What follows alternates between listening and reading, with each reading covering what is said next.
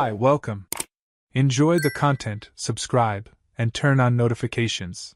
Nathan Parker always believed life rewarded people who played fair. At 38, he'd built a respectable career as a civil engineer, owned a comfortable home in a quiet neighborhood, and had been married for 9 years to Allison, a landscape architect he considered his best friend. They didn't have kids yet, but planned to start trying next year. Their routine was predictable in the best way: cooking dinners together, Sunday walks, binge-watching shows curled up on the couch. Nathan wasn't naive enough to think marriages didn't take work, but he was proud of what they'd built. He trusted Allison completely. When the moving truck pulled up next door on a Saturday morning, Nathan watched from the kitchen window while sipping his coffee. The house had been empty for nearly 6 months after the previous owners moved out to another state. He saw a young couple directing the movers, pointing at boxes and furniture. The man looked to be Nathan's age, maybe a little older, with brown hair and a confident posture. The woman was blonde, smiling, gesturing enthusiastically. Nathan turned to Allison, who was toasting bread at the counter. "New neighbors," he said with genuine excitement. "They look about our age. What do you think about inviting them over for dinner next week? It'd be nice to meet them." Allison glanced out the window briefly, then went back to the toast.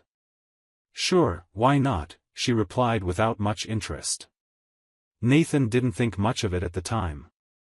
Over the next week, Nathan ran into the new neighbor a few times. The man introduced himself as Garrett Dawson, a systems analyst who worked remotely. His wife was named Shelby and was a freelance graphic designer. Garrett was friendly, articulate, the kind of guy who made direct eye contact and shook hands firmly. Nathan liked him right away and confirmed the dinner invitation for Friday night. Garrett accepted with enthusiasm. On Friday evening, Allison spent the afternoon making homemade lasagna, her specialty. Nathan noticed she seemed quieter than usual, but he chalked it up to work fatigue. She'd mentioned a complicated project with a demanding client. At 7 o'clock sharp, the doorbell rang. Nathan opened the door with a wide smile. "Garrett, Shelby, welcome," he greeted, shaking Garrett's hand and giving Shelby a cheek kiss. "Come in. Allison's just finishing setting the table." They walked in carrying a bottle of red wine. Shelby was exactly how Nathan had imagined: radiant, talkative, full of infectious energy. Garrett followed right behind, smiling politely. Nathan led them into the dining room.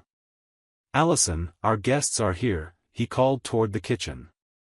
Allison stepped out holding a salad bowl. Her eyes met Garrett's first, and what Nathan witnessed in the next few seconds would stay burned into his memory. Allison froze mid-step, as if she'd run into an invisible wall.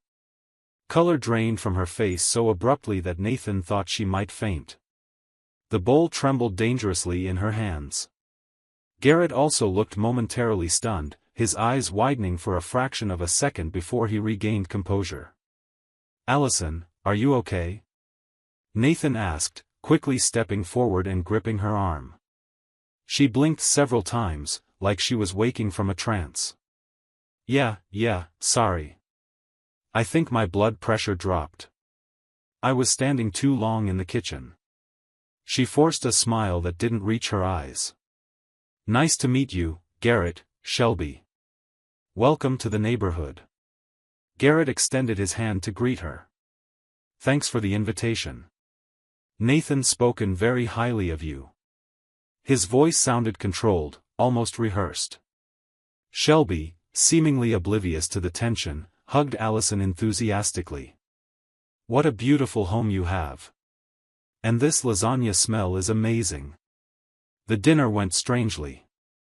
Shelby dominated the conversation, telling stories about the move, their decorating plans, and the trips she and Garrett had taken. Nathan participated actively, asking questions, laughing at the right moments. Garrett answered when prompted but stayed reserved. "And Allison?" Allison barely spoke. She replied in monosyllables, kept her eyes fixed on her plate, and avoided looking directly at Garrett at all costs. When their eyes accidentally met, she looked away as if she'd been shocked. Nathan watched it all with growing unease. He'd known his wife for over a decade. He knew when she was tired, stressed, annoyed, or worried. But this was different. This looked like fear mixed with something else he couldn't name. When the neighbors finally left around 10, Nathan closed the door and turned to Allison, who was already rushing to clear the dishes. "Want to tell me what that was?" he asked directly. Allison didn't look at him. "What was what? You didn't say a word all night. You looked like you'd seen a ghost when they walked in." She finally met his gaze, and Nathan saw something in her eyes that unsettled him: guilt. "I already said it." My blood pressure dropped. I wasn't feeling well. That's all. Nathan wanted to press harder, but something held him back. Maybe it was exhaustion. Maybe it was the reluctance to admit something was wrong. He let it go, filing away that strange night in a corner of his mind. In the weeks that followed, Nathan noticed a strange shift in Allison's behavior. She, who'd always been homebody and preferred spending evenings reading or tending the garden, now spent hours at the neighbor's house. The initial excuse was helping Shelby with decor. Then it was landscaping projects Shelby wanted to do in the backyard. Soon it became routine. Allison would get off work and head straight to the Dawson house, only returning home for dinner. "You and Shelby really became close," Nathan commented one night, trying to sound casual. Allison smiled, but it looked practiced. "She's really nice. We have a lot in common." Nathan wanted to ask more. He wanted to understand why his wife suddenly needed to spend so much time away from home. He wanted to know if Garrett was even there during those visits. But he swallowed the questions, telling himself he was being paranoid. After all, what harm was there in his wife making a new friend? Summer arrived with intense heat and the neighborhood's annual backyard barbecues. Nathan decided to host a gathering to celebrate their anniversary. He invited a few close friends, Allison's parents, her sister Paige, and of course, the neighbors. It was meant to be a relaxed afternoon: cold beer, grilled meat, good company. On the day, guests started arriving around 2 p.m. Nathan was manning the grill, feeling relaxed and happy. Allison moved among the guests, seeming at ease. When Garrett and Shelby arrived, Nathan noticed his wife stiffened slightly, but she recovered quickly, greeting them with a smile that almost looked genuine. Paige, Allison's younger sister, arrived late as always. She was 28, single, worked as a nurse, and had an outgoing personality that contrasted sharply with Allison's reserved nature. Paige walked in through the side gate carrying a tray of brownies, greeting everyone enthusiastically. "Sorry I'm late, traffic was insane," she announced, setting the brownies on the appetizer table. Her eyes scanned the yard, spotting familiar faces until they landed on Garrett, who was chatting with Allison's father near the grill. Nathan was flipping skewers when he heard Paige's voice, loud and shockingly surprised. "Wait a second. What's my sister's ex-fiancé doing here?" The world seemed to slow down. Nathan dropped the tongs. Several guests fell silent. Allison, who'd been across the yard, froze with a glass of lemonade in her hand. Garrett turned pale. Nathan slowly turned to Paige. "What did you say?" Paige seemed to realize she'd made a huge mistake. Her eyes darted between Nathan, Allison, and Garrett. You didn't know?" "Garrett is Allison's ex-fiancé. They got engaged how long ago, Ollie?" 13, 14 years ago." The silence that followed was deafening. Nathan felt like the ground had opened beneath his feet. He looked at Allison, searching for denial, for some explanation that made sense. But her face said it all. She was ashen, eyes filled with tears, mouth open but silent. Shelby was the first to react. "Garrett, what is she talking about?" Her voice trembled with confusion and rising anger. Garrett ran his hand through his hair, clearly panicked. "Shelby, I can explain. Explain what? Nathan interrupted, his voice louder than intended. Explain why you never mentioned you were engaged to my wife? Explain why she's been practically living in your house for the past few weeks? Allison finally found her voice. Nathan, it's not what you think. I swear I didn't know he was moving here. When I saw him that night, I was stunned. So why didn't you tell me? Nathan asked, pain clear in every word. Why hide this from me? Because I was afraid of how you'd react. I thought if I told you, you'd think exactly what you're thinking right now. Garrett tried to intervene. Nathan, look, that was years ago. Allison and I broke up long before she met you. Nothing's going on between us. Shelby let out a bitter laugh. Oh really? Then why didn't you ever tell me your ex-fiancée was our neighbor? Why did you let her spend hours in our house without mentioning this little detail? The barbecue was ruined.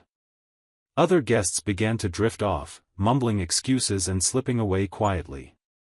Allison's parents tried to mediate, but Nathan didn't want to hear it. He felt betrayed, humiliated, made a fool of in front of everyone. That night, he and Allison had the worst fight of their entire marriage. She insisted nothing was happening, that her closeness with Shelby was genuine, that she'd avoided Garrett during every visit. Nathan wanted to believe it. Part of him desperately wanted to believe his wife wouldn't be capable of betraying him. But the seed of doubt had been planted, and it grew with every passing minute. If you have nothing to hide, why all the lies? He asked for the 10th time. It wasn't a lie. It was an omission. I messed up, I know. But I swear nothing happened. Nathan slept in the guest room that night. And the nights that followed. The relationship between the two households cooled dramatically. Shelby stopped speaking to Allison completely. Garrett avoided going outside when he saw Nathan in the yard. The tension was thick. Nathan and Allison barely spoke beyond the essentials. He went to work, came home, ate in silence, and locked himself in his office. But Nathan couldn't let it go. Doubt ate at him like acid. He started paying attention to Allison's schedule, the times she left for errands, and stayed out longer than usual, the nights she claimed to be working late. He hated himself for doubting, but he couldn't stop. 2 weeks after the disastrous barbecue, Nathan made a decision that changed everything. He researched home security systems online and found a discreet camera, the size of a phone charger, that could be placed anywhere and streamed footage directly to a phone app. He bought 2. One morning while Allison was at work, Nathan installed the cameras. One in the living room, angled to capture the sofa and the kitchen entrance. Another in the hallway leading to the bedrooms. He felt dirty doing it, like he was violating something sacred. But he needed to know. The uncertainty was destroying him more than any truth ever could. The first few days of monitoring revealed nothing. Allison came home from work, watched TV, made dinner, called her mom. Nathan started feeling guilty for doubting her. Maybe she was telling the truth. Maybe he was being paranoid and destroying his marriage for nothing. Then came the 3rd week. It was a Wednesday. Nathan was in his office, stuck in a meeting that dragged on endlessly. His phone buzzed with a notification from the camera app, motion detected. He ignored it at first, assuming it was Allison coming home as usual.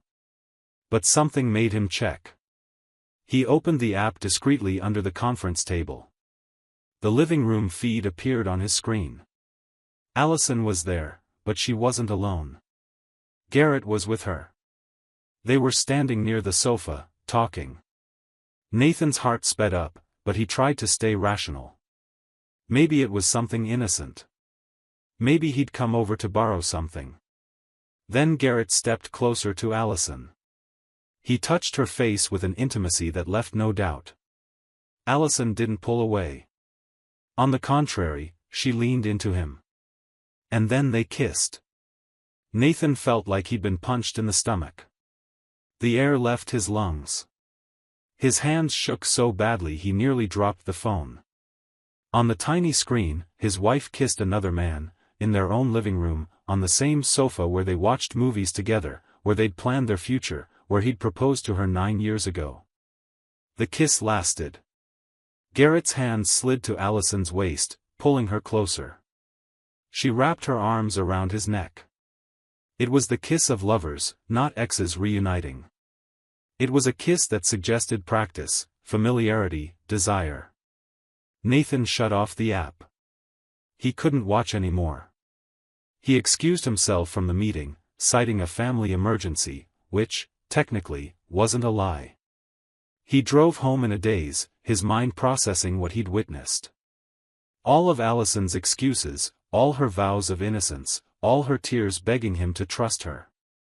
Lies. All lies. When he got home, the house was empty. Allison had already left, probably to meet Garrett somewhere more discreet now that they'd been interrupted. Or maybe she was at his house, taking advantage of the fact that Shelby worked on Wednesdays. Nathan didn't know, and at that moment, he didn't care about the details. He sat on the sofa, in the exact spot where he'd witnessed the betrayal, and stayed there for hours, staring into nothing. When Allison got home around 7, she found him exactly like that. "Nathan? Are you okay? Why are you sitting in the dark?" she asked, turning on the light. He looked at her as if seeing her for the first time. That woman he loved, trusted, had chosen to spend his life with. That stranger. "Sit down," he said calmly. Something in his tone must have warned her, because she obeyed immediately, sitting in the armchair across from him. Nathan picked up his phone and opened the app. Without a word, he turned the screen toward her and pressed play. Allison's face went through a storm of emotions in seconds: confusion, recognition, horror, panic. She watched herself kissing Garrett, and any color left in her face vanished completely. "Nathan, No," he interrupted, his voice steady despite the pain tearing him apart. "Don't come at me with excuses. Don't tell me you can explain. Don't insult my intelligence any more than you already have." Allison started crying. "Please, let me talk." "Talk about what?" "That it's not what it looks like." "But it looks pretty clear to me. It looks like you kissing your ex-fiancée on our sofa. It looks like you making a fool out of me for weeks, maybe months. It looks like you looking me in the eye and swearing nothing was happening while you cheated under my own roof. It was just a kiss, I swear. We didn't." Nathan raised his hand, cutting her off. "It doesn't matter. Doesn't matter if it was just a kiss or if you slept together in every room of this house. What matters is you lied. Repeatedly. Deliberately. You had so many chances to be honest with me, and you chose lies every single time." He stood up. "Tomorrow I'm calling a lawyer. I want a divorce." Allison stood too, grabbing his arm. "Nathan, please, don't do this. It was a mistake. I love you." He gently pulled away. "If you loved me, you wouldn't have done this. And more importantly, I can't trust you anymore. Without trust, we have nothing." Nathan spent that night in a hotel. The next day, he confronted Garrett. There was no physical violence, just harsh words and inconvenient truths. Garrett tried to defend himself, claiming Allison had reached out to him, that she'd never gotten over their breakup. Nathan wasn't interested in excuses. The most revealing moment came when Nathan spoke with Shelby, who was also devastated. She'd found messages on Garrett's phone dating back months before the move. Garrett knew Allison lived in that neighborhood. The move wasn't a coincidence. He'd chosen that house specifically to be near her, using his wife as a facade of respectability. The divorce process moved quickly, considering they had no kids and assets were easy to divide. Allison didn't contest anything, maybe out of guilt, maybe because she knew she had no defense. Nathan kept the house since it had been in his name before the marriage. She moved into an apartment across town. Shelby also filed for divorce from Garrett. She moved back to the state where her family lived, not wanting anything more to do with a place that held so much pain. Garrett stayed in the house next door for a few more months, a constant, torturing reminder of the betrayal. Eventually, he moved too, probably to try to reconnect with Allison now that they were both free. 6 months later, Nathan was at a local cafe when he spotted a familiar figure. Allison walked in, looking tired and thinner than he remembered. She saw him too and hesitated, clearly considering turning around. But then she walked over to his table. "Can I sit for a minute?" she asked timidly. Nathan nodded, keeping his expression neutral. She sat down, fidgeting nervously with her keys. "How are you?" "I'm good," he answered honestly. And he was. The first few months had been hard, but he was rebuilding his life. He'd started therapy, reconnected with friends he'd neglected, even begun going to the gym. "And you?" Allison sighed. "Could be better. Garrett and I didn't work out. I found out he had other women besides me. Apparently, fidelity isn't his strong suit." Nathan almost laughed at the irony. "I'm sorry to hear that." "Don't be. I deserved it." She looked at him with tear-filled eyes. "Nathan, I know it doesn't matter now, but I'm really sorry. For what I did, for the person I became. You didn't deserve this." He considered her words for a moment. "You're right. I didn't. But I learned something valuable from all of this. I learned to value myself enough to never accept less than I deserve. So, in a way, thanks for teaching me that." Allison nodded, a tear rolling down her cheek. "I hope you find someone who deserves you." Nathan finished his coffee and stood up. "I already did," he said. "Myself." He walked out of the cafe without looking back. Outside, the sun shone brightly, and Nathan felt its warmth on his face like a promise of new beginnings. He'd lost a marriage, but he'd found himself in the process. And that, he realized as he walked toward his car, was worth more than any relationship built on lies. Nathan Parker's life had changed drastically that year. He'd learned that trust, once broken, rarely mends. That people are capable of hiding secrets for years, concealing parts of themselves that only surface when convenient. And that sometimes, the greatest victory isn't reclaiming what's lost, but having the courage to move forward knowing you deserve better. As he drove home, to the house that was now only his, Nathan smiled. For the first time in a long time, he was genuinely at peace with who he was and the future waiting for him. Thank you for watching the video. If you enjoyed it, don't forget to subscribe to the channel and turn on notifications so you won't miss any updates. See you next time.